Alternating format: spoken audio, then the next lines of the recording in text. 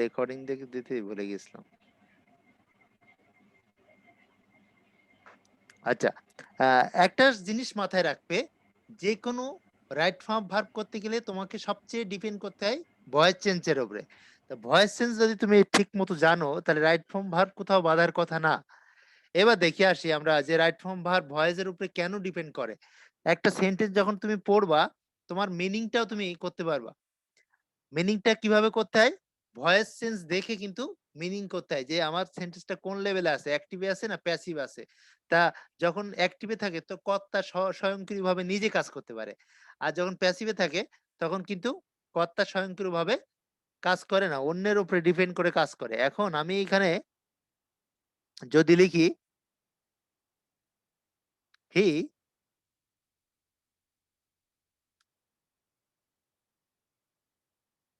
Read a book,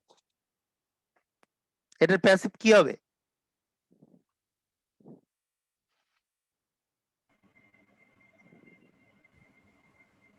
Book is A book is written read by by him. A him. book is read by him. A book, It's A book read is by him. read by him. আচ্ছা আচ্ছা, এটা হবে এ বুক ওয়াজ read Oh, by. sorry, ঠিক আছে। ইস, Sentence oh, sir সব call কপ যায় sir, জং পুড়ে গেছে স্যার, পড়ান এই টাইম। অবস্থায় কোনো প্রবলেম না। আরে এটাই তো শিখছি, তুমি এখন ভুল করলে পরে শিখে ফেলবা। তো বিষয় হচ্ছে রিডের মনে- 3টা ফর্মই এক, আমি ইচ্ছা করে দিলাম আর কি এটা। তো খুবই সুন্দর, যে মানে কি আমি রিড উদাহরণটা ভালো।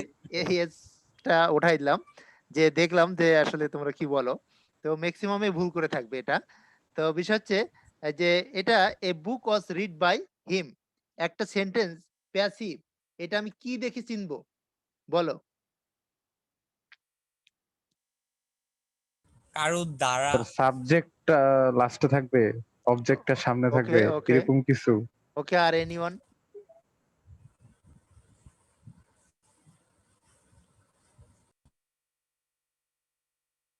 আর কেউ বলবে না? একটা সেন্টেন্স প্যাসিভ, এটা আমি বুঝবো কি করে?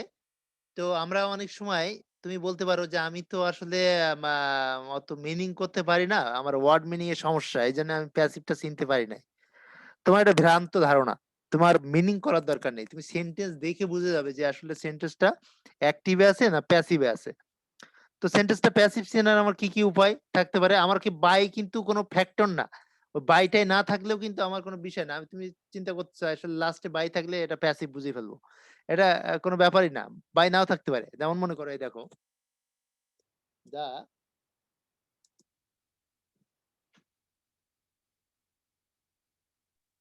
স্যার কথা শোনা যায় না স্যার। হ্যাঁ এবার দেখো, আমি কি লিখলাম? দ্য রুম পেইন্ট, এখন এর অর্থ কি? রুম স্যার রং করে? ঘরটা রং করা, রং করা। ওয়াজ পেইন্ট, ওয়াজ দেওয়া লাগবে, ওয়াজ Yes, পেইন্টেড। হ্যাঁ, বা ইজ, আমি যে কোনো একটা দিতে পারি, যেহেতু আমার স্টেপ বুঝে বুঝতে হবে যে আসলে সেন্টেন্সটা, আচ্ছা এই সেন্টেন্সটা প্রেজেন্টে করবো না পাস্টে করবো, এটা কিভাবে বুঝবো? স্যার এটাও তো একটা পুরোটা ব্যাপার। গল্প দেখা বুঝবো নাকি? Exactly, good. আমি সেন্টেন্সটা গল্প দেখে বলবো, এর আগের previous sentence, just you have to depend on the previous sentence. তোমাকে পূর্ববর্তী সেন্টেন্সের উপর ডিপেন্ড করতে হবে যে পূর্ববর্তী সেন্টেন্সটা কি বলছে, ও কি প্রেজেন্টে আছে না পাস্টে আছে। হ্যাঁ, ওয়ান্স আপন এ টাইম, একদা এক সময়, এরকম দেওয়া আছে, a man lived in the village, গ্রামে বাস করত, হি হ্যাড 3 সন্স, তার 3 পুত্র ছিল। এখন এরকমটা দেখলাম, এখন দেখে আমি বুঝে ফেললাম সেন্টেন্সটা পাস্টে আছে। তো পাস্টে যখন থাকবে তখন আমার সেন্টেন্সটা কি হবে? অ্যানসার কি হবে? পেইন্টেড। ওয়াজ হ্যাঁ, ওয়াজ পেইন্টেড। কারণ এটা আমি আমি আমি কি দেখে বুঝলাম, যে আমি একটা কথা বলে দিলাম তোমাদের, যে ভয়েস ভয়েসের উপরে আমাদের 100% ডিপেন্ড করতে হবে রাইট ফর্ম ভাব করতে গেলে। হয়তো আগে কখনোই শুনোনি যে যে তোমাকে ভয়েসের উপরে ডিপেন্ড করতে হয়। এখন আজকে থেকে শুনে রাখো যে ভয়েসের উপরে তোমাকে 100% ডিপেন্ড করতে হবে, এবং তুমি 100% ওই রাইট ফর্ম ভাব পারতে সক্ষম। এবং এটাও সক্ষম যে ভয়েসটা আমি কিভাবে চিনবো, যে প্যাসিভে আছে, তোমার এটা মনে হতে পারে যে একটু আগে বললাম যে মিনিং এর উপরে ডিপেন্ড করতে হয়, মিনিং তো আমার ওয়ার্ড মিনিং নাও জানা থাকতে পারে। তো সেই ক্ষেত্রে তুমি কি করবা, সেন্টেন্সে সাবজেক্ট দেখবা, সাবজেক্ট ব্যক্তি না বস্তু, এর এর সাবজেক্টটা কি ব্যক্তি না বস্তু, এটা বস্তু এক্স্যাক্টলি স্যার, বস্তু।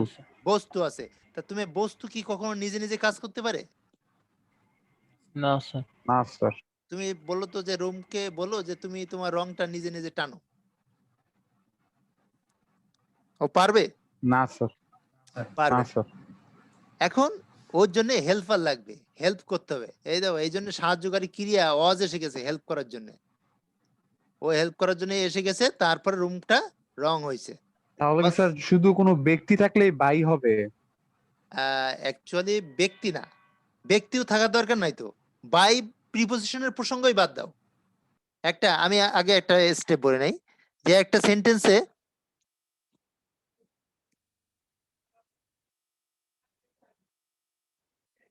যদি স্যার এখানে বলতো স্যার কোনো কিছু দিয়ে পেইন্ট করা হচ্ছে, তাহলে তো স্যার বাই হইতো না, was painted by brush বা এরকম।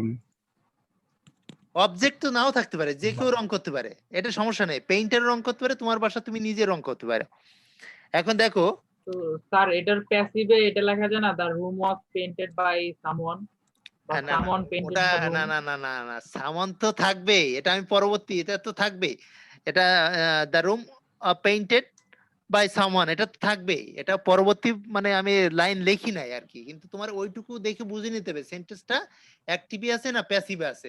তা তোমার এখানে বোঝার উপায় কি, সেন্টেন্সটা তোমার সাবজেক্ট দেখে বুঝতে হবে। সাবজেক্ট যদি বস্তুবাচক হয়, ইনএনিমেট মানে কি বস্তুবাচক, তা সেন্টেন্সের সাবজেক্ট যদি বস্তুবাচক হয় সেই সেন্টেন্সটা প্যাসিভ হয়। ওই সেন্টেন্সে অগলি ভার্ব থাকলে কি হয়, এবং তারপরে যদি অগলি ভার্বের পরে যদি ভি3 থাকে আর কি মডাল ভার্ব,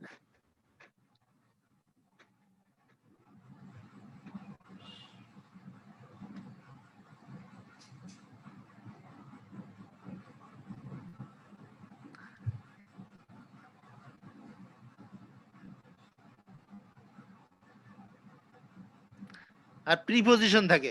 একটা সেন্টেন্সে প্যাসিভ বুঝবো কি করে, প্রথমত সেন্টেন্সের সাবজেক্ট বস্তুবাচক কিনা। আচ্ছা ওই সেন্টেন্সে এটা একটা যে কোনো একটা জিনিসের মানে উপস্থিতি থাকতে, একটা যে কোনো একটা জিনিস প্রেজেন্ট থাকলেই তুমি বুঝে যাবে যে সেন্টেন্সটা অ্যাক্টিভ না প্যাসিভ। তা প্রিপোজিশন থাকলে তুমি তো জানো যে কোনো সেন্টেন্সে বস্তুবাচক দিয়ে শুরু আছে, লাস্টে প্রিপোজিশন আছে, এটা প্যাসিভ। আচ্ছা কোন সেন্টেন্স বস্তুবাচক দিয়ে শুরু হলে সেটা প্যাসিভ, কিন্তু কখনো কখনো এটা নাও হতে পারে, দেখা যাচ্ছে বস্তুবাচক দিয়ে শুরু আছে কিন্তু হচ্ছে না প্যাসিভ, এটা নাও হতে পারে, তখন তোমাকে অন্যটার উপরে ডিপেন্ড করতে হবে। আচ্ছা ওই সেন্টেন্সে অক্সিলারি ভার্ব আছে কিনা, এবং তারপরে ভি3 থাকতে হবে। V3 কোনগুলো? ভি3 ভার্বের তৃতীয় রূপ, যেমন মনে করো গো, ওয়েন্ট, গন। আমরা একটু স্ট্রং, এটা কি উইক ভার্ব এবং স্ট্রং ভার্ব বলে, এটা আমরা যারা একটু উইক মতন আছি তারা 9-10 এর গ্রামার বই থেকে আমরা এই ভার্বগুলো জেনে নেবো, যে গো, ওয়েন্ট, গন, এটা রেগুলার না ইরেগুলার ভার্ব, এটা কি জানো এটা রেগুলার ভার্ব না ইরেগুলার ভার্ব? এই গোটা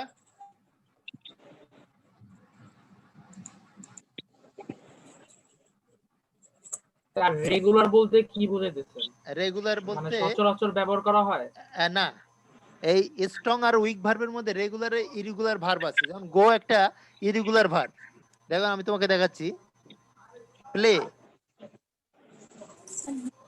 আচ্ছা স্ট্রং ভার্ব বলতে মানে যেগুলো হচ্ছে মানে সম্পূর্ণ মৌলিক ভার্ব। মৌলিক ভার্ব, রাইট, মৌলিক ভার্ব।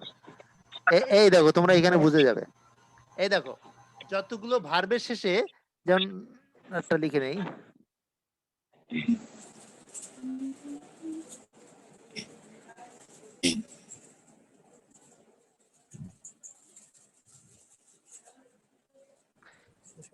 যেগুলো শেষে ইডি যোগ করা হয়, ইডি যোগ করলে সেটা পাস্ট টেন্স হয়ে যায়, আবার পাস্ট পার্টিসিপল হয়ে যায়, এগুলো হচ্ছে রেগুলার। ঠিক আছে, এই দেখো এই ইডি যোগ করা হয়েছে বলে এটা কিন্তু পাস্ট টেন্স হয়ে গেছে অটোমেটিক্যালি, আবার পাস্ট পার্টিসিপলও একই সেম। স্যার গো তো রেগুলার হয়। এবং গো গো গো দেখো, গো কিন্তু স্থান পরিবর্তন করছে। গো যখন পাস্ট টেন্স হয়েছে তখন কিন্তু ওয়েন্ট হয়ে গেছে, আবার গন হয়ে গেছে, তিন রকম। এই জন্য একে একে ইরেগুলার বলা হয়, যেমন এই ভার্বের সংখ্যা কম। যেমন মনে করো তুমি নো নো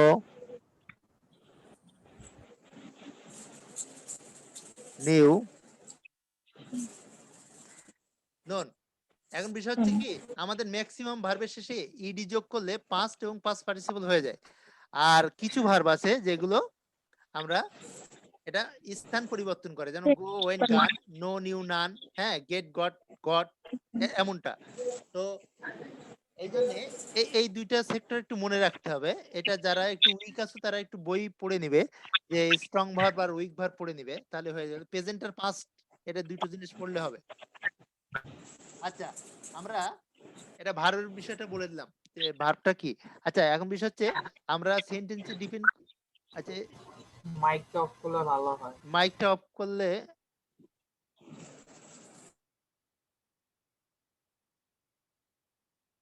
হ্যাঁ, আচ্ছা, আর কথা বলার সময় মাইক অন করে কথা বলবো। আচ্ছা, এখন বিষয় হচ্ছে যে আমার তো রাইট ফর্ম ভার্ব করার নিয়ম, এখন এখানে অনেকগুলো নিয়মের কাজ করে। তাহলে প্যাসিভের অপশনটা আমরা বুঝলাম, কি বুঝলাম, যে সেন্টেন্স যদি শুরুটা স্টার্টিং পয়েন্ট যদি ইনএনিমিয়েট অর্থাৎ কি বস্তুবাচক দিয়ে শুরু হয়, তা অবভিয়াসলি তুমি রিয়েলাইজ করবে এটা কি, এটা হচ্ছে প্যাসিভ ভয়েস আছে। তখন কিন্তু সেন্টেন্সটা ব্র্যাকেটের যে ভার্বটা সামনে অগলি ভার্ব দিয়ে তোমাকে পাস্ট পার্টিসিপল করতে হবে, ব্যাস, এটা হয়ে গেল। তারপরে এইটাই এইটা আপাতত মনে রাখলেই স্যার স্ট্রং আর উইক ভার্বটা একটু বলবেন ভালো হতো। ও, স্ট্রং আর উইক ভার্ব, যে ভার্বের ভিত্তি একটু কম থাকে এরকম মনে হয় যে উইক ভার্ব, আর যেটার একটু ভিত্তি বেশি সেটা হচ্ছে স্ট্রং ভার্ব। তো স্ট্রং আর উইক ভার্বের মধ্যে ওই দুটার নাম দেওয়া হয়েছে, যেগুলো সাধারণত আমরা দেখো যে রিডের তিনটা ফর্মই এক, দেখছো না? স্যার কাটার রিড সময় জি স্যার। রিড রিড রিড, কাট কাট কাট, এগুলো পরিবর্তন হয় না, বুঝছো? এগুলো স্ট্রং। আর উইক মানে কি, উইক যেটা তোমাকে দেখালাম এর মধ্যে রেগুলার আর ইরেগুলার আছে। যেমন মনে করো গো এন্ড গান, এটা পরিবর্তন হচ্ছে না। তার প্লে ফ্লেট ফ্লেট, এটা পরিবর্তন হচ্ছে, কিন্তু তুমি কাট কে পরিবর্তন করতে পারবে না, রিড কে পরিবর্তন করতে পারবে না। রিড রিড রিড তিনটা ফর্মই এক। রিড